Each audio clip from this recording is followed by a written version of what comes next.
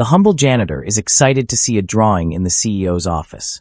He sees everything and freezes in the doorway for a moment, mop handle trembling in his hand, because the picture, though elegantly framed and displayed under a soft beam of light, pulls at something deep inside him.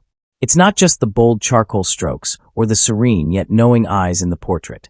It's that he has seen those eyes before. They belong to his daughter.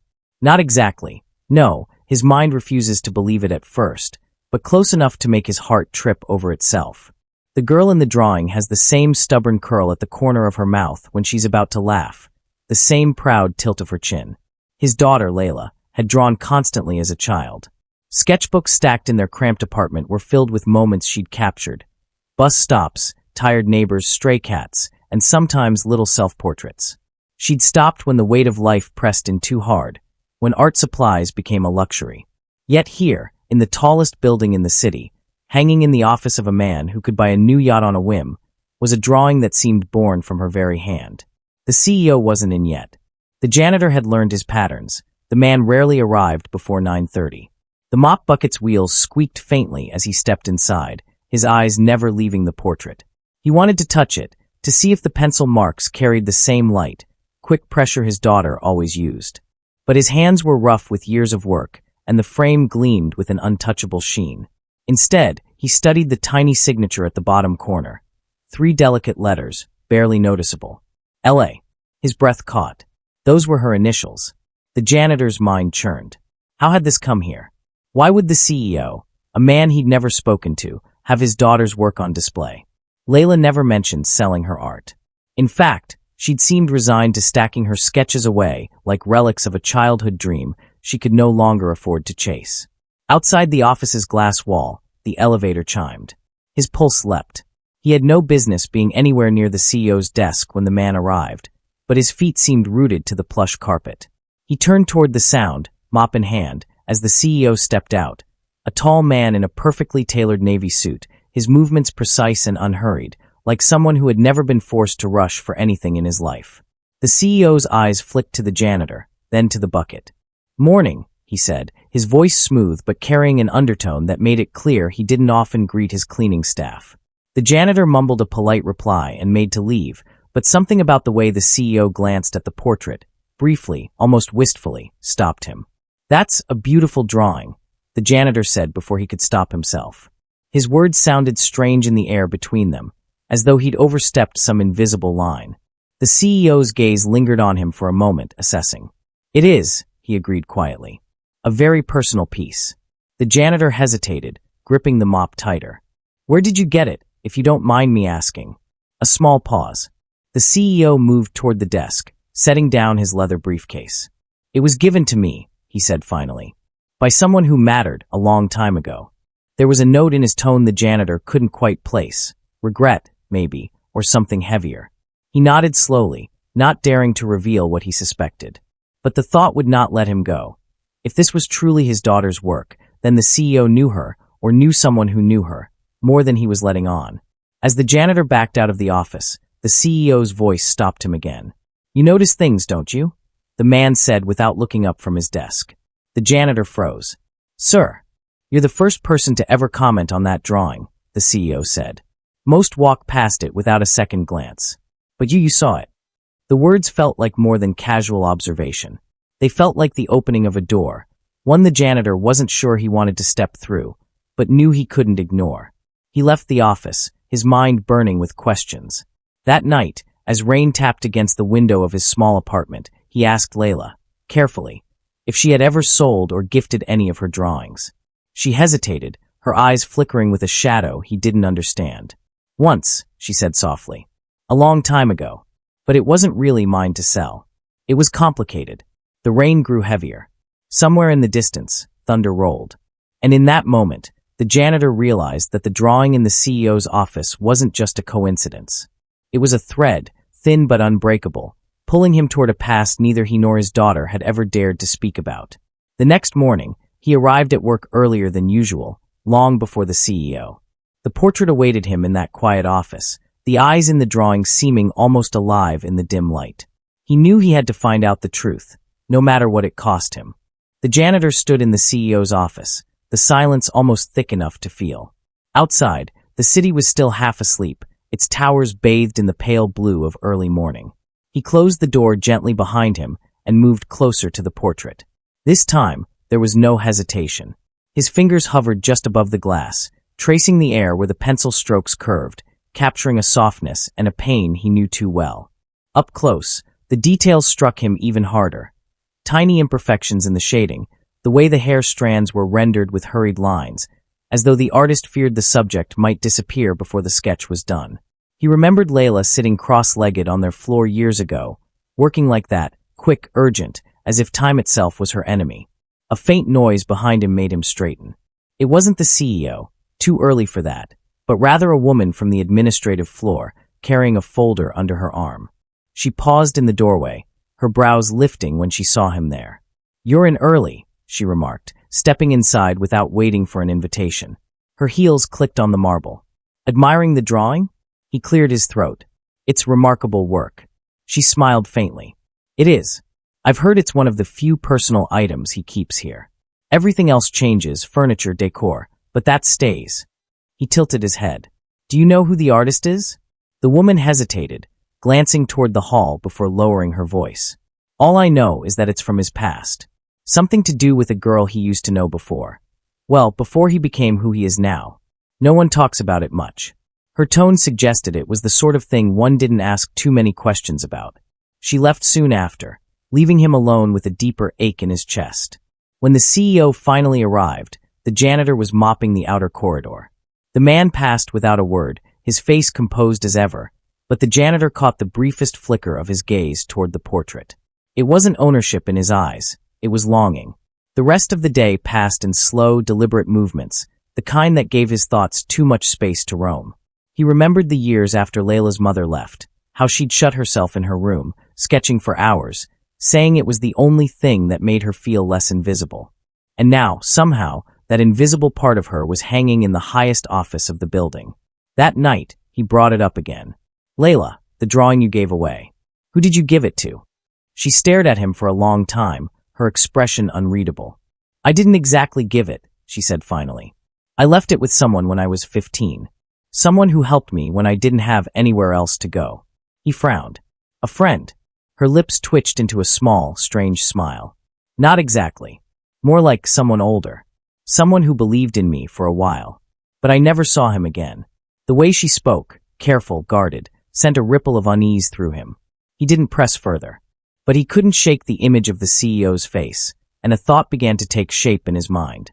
The following morning, he timed his cleaning route to coincide with the CEO's break. He waited until the man was alone, standing by the window with a cup of coffee, before stepping into the office. "Sir," he began, his voice steady despite the storm brewing inside him. "That drawing. I think I know the artist." The CEO turned slowly, studying him as though weighing the truth in his words before he even spoke it.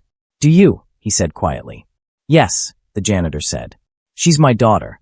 A long silence filled the space between them, heavy and charged. The CEO set his cup down with deliberate care. "What's her name?" "Layla," the janitor replied. "Layla Ahmed." Something in the CEO's expression shifted. Barely, but enough for the janitor to see it. Recognition. "She." The CEO's voice trailed off for a moment. "She was just a kid when I met her. She used to sit outside that little coffee shop on 7th Street, sketching the passers-by. I was not the man I am now. I had nothing. But she gave me this drawing when I told her I couldn't afford to buy one. Said it would remind me to keep my eyes open for beauty, even when life was ugly." The janitor felt a strange mix of pride and pain swell inside him. "She never told me that." "She wouldn't have," the CEO said. "She didn't talk much about herself. But I never forgot her. When I finally made something of myself, I tried to find her. I couldn't." The janitor swallowed hard. "She's here. She's alive. She doesn't draw anymore." The CEO's eyes softened, though his voice remained measured. "Maybe she should." The janitor didn't know what to say. This man, this powerful figure, was speaking of his daughter with a kind of quiet reverence he hadn't expected. Over the next week, the CEO began arriving earlier, sometimes catching the janitor in the act of cleaning. They spoke in fragments, about the city, about art, about the way some moments never leave you no matter how much time passes. And though the janitor never invited it, the The CEO began sharing small pieces of the story. How Layla's drawing had been his only decoration during the worst years of his life, how it had traveled with him through cramped apartments, then better offices, then finally here. It became clear to the janitor that the CEO wasn't interested in charity or pity. What he wanted was connection, the kind you can't buy. One evening, the janitor returned home to find Layla sitting at the kitchen table with a blank sheet of paper in front of her, a pencil in her hand. Her gaze was distant, almost conflicted. "Dad," she said, without looking up, "someone came to see me today." His heart skipped. "Who?" She met his eyes then. "The man from your building. The one with my drawing." The air between them tightened. "What did he say?" "That he still owes me for that picture," she murmured. "And that he wants another." Her fingers tightened around the pencil. She hadn't drawn in years, yet here she was, the paper before her untouched, as if waiting for something to unlock the floodgates. And the janitor, standing in the doorway, realized that whatever bound the three of them together was far from over. It was only just beginning. Layla sat at the table for a long time that night, the blank page staring back at her like an unspoken dare. The janitor, her father, watched from the kitchen, his hands buried in the dishwater, though he hadn't touched a plate in several minutes. He could see the way her jaw set, the way her eyes kept drifting to the side, as if she were wrestling with a memory that was both heavy and irresistible. When she finally put the pencil to paper, it was hesitant at first, each line drawn with caution, as though she feared the act might break something inside her. But then her strokes grew bolder. Her father recognized that old rhythm, the one that came when she forgot the world around her and surrendered to what her hands knew best. She didn't speak, and he didn't interrupt. The sound of graphite on paper was like the steady breath of something waking after a long sleep. Hours later, she leaned back and exhaled, studying what she had made. It wasn't perfect, she said so herself, but her father thought it was alive in a way no photograph could ever capture. The subject wasn't a stranger this time. It was him. His own tired eyes, his lined face, his work-worn hands holding the handle of a mop. Yet in her drawing, he looked proud, dignified, like a man who carried his burdens without letting them steal his soul. She slid the page toward him without ceremony. "For you," she said softly. He swallowed the lump in his throat. "And the one for him?" Her lips quirked. "I'll think about it." The next morning, the janitor returned to the building with the folded drawing tucked safely inside his jacket. He wasn't sure why he brought it. Maybe to remind himself that whatever happened next, his daughter had taken the first step back toward the part of herself she had buried. When the CEO arrived, their eyes met across the polished expanse of the office. The janitor could feel something unspoken pass between them, like an acknowledgement of a secret neither man needed to put into words. "I saw her yesterday," the CEO said after a moment. "I know," the janitor replied. The CEO glanced at the portrait on the wall, then back at him. "She's still got it, hasn't she?" "More than ever," the janitor said. "But she's not sure she wants to give it away again." The CEO didn't look surprised. He only nodded, as if he understood completely. "Tell her she doesn't have to. Sometimes the art isn't meant to belong to anyone else." The janitor left the office that day with a strange peace in his chest. But the story wasn't finished, not by a long shot. A week later, Layla appeared at the building unexpectedly. She wasn't dressed for a formal meeting. No heels, no suit, just jeans, a loose sweater, and the sketchbook she hadn't carried in years. She walked straight into the CEO's office without knocking, and to his credit, he rose from behind the desk, looking more like a man caught off guard than the untouchable figure she had imagined. "I brought you something," she said, laying a sheet of paper on his desk. He looked down at it. The drawing was of the view from his office window. Not the skyline, not the gleaming towers, but the narrow alley below where delivery trucks came and went, where a stray dog often wandered in search of scraps. She had captured the dog mid-step, ears pricked, as if sensing some invisible call. "It's not beautiful in the traditional sense," she said, "but I thought you'd understand." The CEO studied it for a long moment. When he finally looked up, there was something in his eyes that even her father, watching quietly from the doorway, hadn't seen before, something raw and unguarded. "I do," he said simply.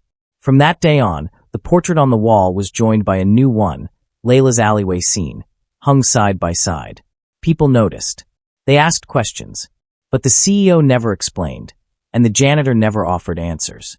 Some things they all knew didn't need explaining. In the weeks that followed, Layla began to draw again in earnest. Not for galleries, not for clients, just for herself. Sometimes she'd bring her work to the building and leave a sketch on her father's cleaning cart, or slip one under the CEO's office door. Neither man knew where the next one would appear, and that unpredictability became part of the quiet magic between them. One afternoon, as the janitor was polishing the brass handles at the building's entrance, the CEO stepped out to leave for the day. He paused, watching the older man at work. "You've kept this place spotless for years," the CEO said. "But I think you've done something even harder without realizing it." The janitor straightened. "What's that?" "You've kept her spirit alive, even when she'd forgotten she had won." The words landed deep, and the janitor carried them with him long after the CEO walked away. Months later, on a crisp spring morning, the building's lobby was transformed. An art exhibit had been set up, not the glossy, curated kind meant to impress investors, but a warm, intimate display of pencil sketches pinned along linen boards. Every piece was Layla's. The stray dog, the skyline at dawn, her father's face, a little boy sleeping in a subway seat. All scenes of quiet resilience, of beauty found in overlooked places. Visitors stopped to admire them, unaware of the tangled history that had brought these drawings to light. The CEO moved among the crowd without fanfare, hands in his pockets, letting the art speak for itself. The janitor stood off to the side, pride radiating from him in a way no words could convey. At the center of the exhibit was the original portrait, the one of the girl with knowing eyes, the one that had hung in the CEO's office for years. But now it bore a small handwritten note beneath it. "Given freely, kept faithfully, returned in spirit." It was signed simply, L.A. That night, after the exhibit closed, the janitor and his daughter walked home together. The city lights glimmered on the wet pavement, and she carried her sketchbook under one arm. "You know," she said, glancing at him, "I didn't think I'd ever want to draw again. But now it feels different. Like it's mine again." He smiled. It always was. They passed the coffee shop on 7th Street, the one she'd sat outside all those years ago. She paused, looking at the worn brick, the old awning. "Maybe I'll sketch here tomorrow," she murmured. And for the first time in a long time, the janitor didn't see the shadows of what she'd lost, only the light of what she was finding again. Some stories don't end with grand gestures or neat resolutions. Some end with a father and daughter walking home under the glow of street lamps, their footsteps in sync, the past behind them but not forgotten, the future ahead and wide open. And in a corner office high above the city, two drawings hung side by side, silent witnesses to the strange, unlikely thread that had tied three very different lives together, and to the simple, undeniable truth that sometimes the most extraordinary beauty comes from the humblest hands.